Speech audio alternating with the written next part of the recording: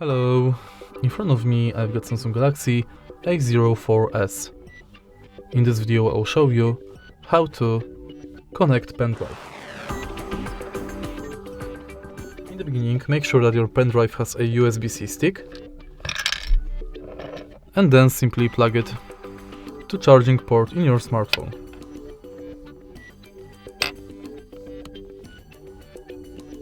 Now scroll down the status bar and tap on USB storage.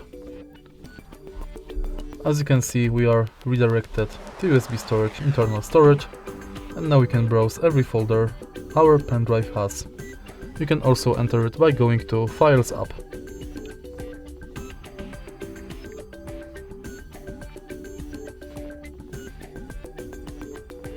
And that's it. If you find this video helpful, please leave a like, comment and subscribe.